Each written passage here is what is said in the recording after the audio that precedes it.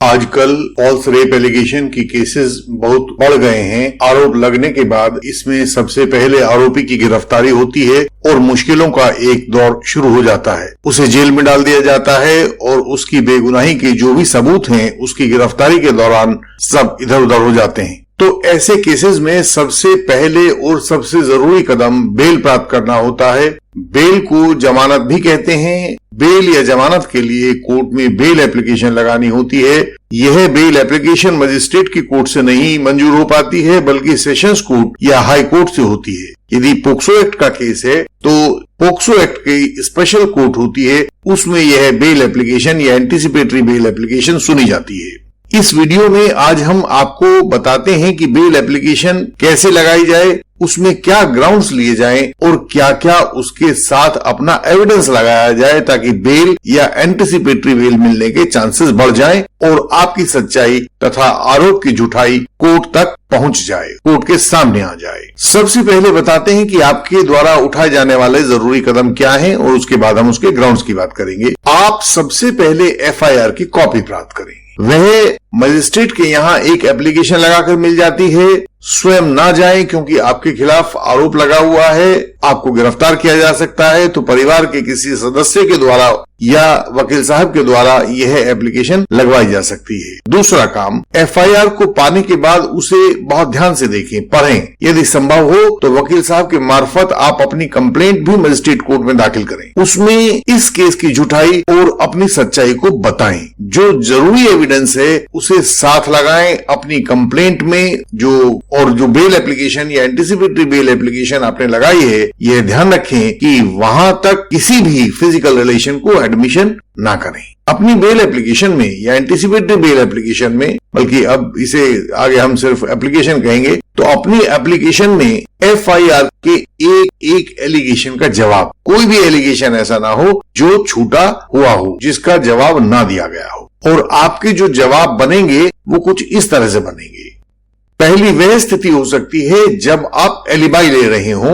Alibi का अर्थ होता है कि आप उस डेट टाइम पर आप उस स्थान पर नहीं थे जहां का आरोप लगा है। ऐसे में आप डिले इन FIR का मुद्दा लें, क्योंकि जो भी व्यक्ति आपके ऊपर ऐसा एलिगेशन लगाएगा वह कुछ समय के बाद लगाएगा, सोच विचार के बाद लगाएगा। वह कोशिश करेगा कि उसे डायरेक्ट मेडिकल एविडेंस ना दे, क्योंकि अगर डायरेक्ट मेडिकल एविडेंस नहीं मिला और उसने आरोप लगा दिए तो वह आपके लिए फायदे की बात हो जाएगी। तो वह कोशिश करेगा कि इस मामले में थोड़ा सा देर किया जाए। आप डिले इन FIR का मुद्दा लें। यह बहुत गंभीर बात है। इतना बड़ा काम हुआ और प्रोसिक्यूट्रिक्स ने एकदम से शिकायत नहीं की। प्रोसिक्यूट्रिक्स आमतौर से कहती है कि वह डर गई थी, उसे धमकी दी गई थी। आपने उसे कहा था कि आप उसके भाई को, पति को, परिवार के किसी अन्य सदस्य को जान से मार देंगे। ये सब एक झूठे किस्म के आरोप होते हैं और उसे कोर्टें अच्छी तरह से पहचानना शुरू कर चुकी हैं। दूसरा है कि आप मेडिकल एविडेंस के ना होने की बात कोर्ट के सामने बहुत शिद्दत से उठाएं, क्योंकि यदि किसी भी आरोप में सच्चाई होती है तो उसमें मेडिकल एविडेंस हमेशा उपलब्ध होता है। यह बहुत महत्वपूर्ण बात है कि आरोप लगा हो और उसका कोई भी एविडेंस ना मिले, खासतौर से मेडिकल एविडेंस। तीसरी बात, आपकी लोकेशन। अपने फोन में अपनी लोकेशन हमेशा ऑन रखिए। इससे आपको यह पता चलता रहेगा कि किस डेट टाइम पर आप कहां थे।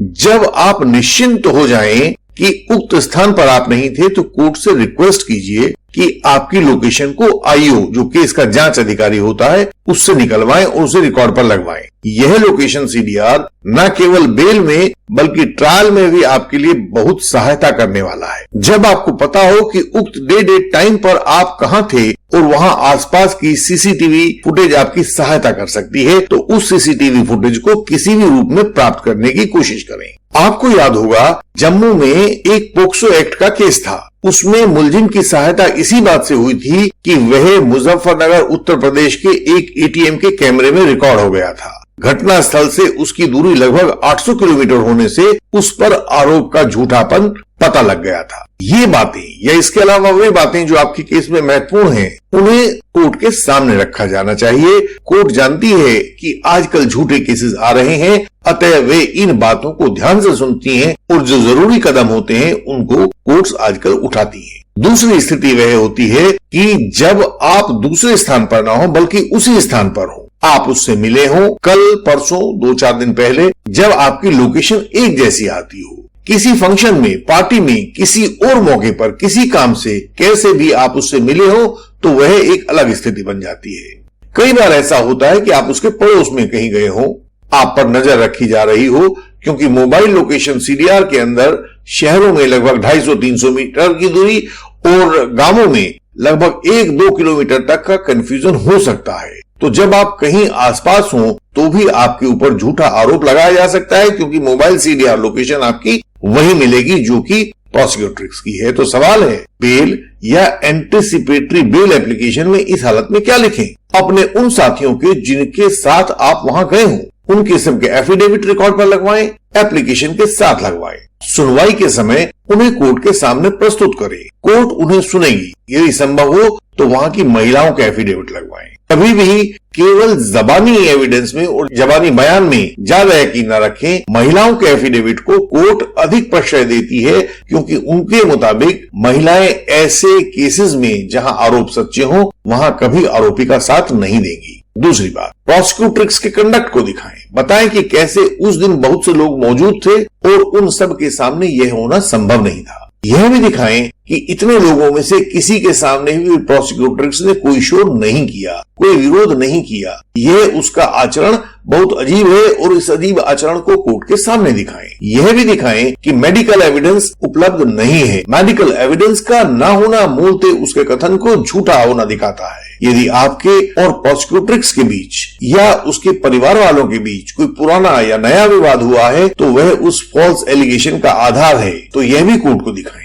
ऐसी हालत में प्रोसिक्यूट्रिक्स का मोटिव भी बहुत महत्वपूर्ण हो जाता है। उसने यह फॉल्स एलिगेशन क्यों लगाया है, यह भी आप कोर्ट को दिखाइए और समझाइए। यदि कोई ऑडियो वीडियो रिकॉर्डिंग उपलब्ध है तो वह भी कोर्ट रिकॉर्ड पर अवश्य लगाइए और अपना फोन जांच के लिए प्रस्तुत कीजिए। कोर्ट से आईओ के लिए डायरेक्शन लीजिए कि आईओ आपका फोन जब्त करके उसकी जांच करवाए। एक तीसरी स्थिति होती है। तीसरी स्थिति तब होती है जब आपकी प्रेमिका, आपकी गर्लफ्रेंड, कोई परिचित महिला वही आपके ऊपर इस तरह का आरोप लगा दे, तो यह स्थिति काफी कठोर स्थिति हो जाती है। वह आपके सब भेद जानती है, अतः आरोप इस तरह से लगाए जाते हैं जिनमें प्रथम दृष्टया प्राइमा फेसाई सच्चाई नजर आती है। आपके कहीं आने जाने की तारीखें सोच समझकर तय की गई होती हैं और आपके व्यवहार को ध्यान में रखते हुए ही उन आरोपों को लगाया जाता है। ऐसी हालत में आपको पार्शियल एक्सेप्टेंस या मामूली सी स्वीकारोक्ति तो करनी ही पड़ेगी। कोर्ट को बताएं कि यह प्रेम संबंधों का मामला है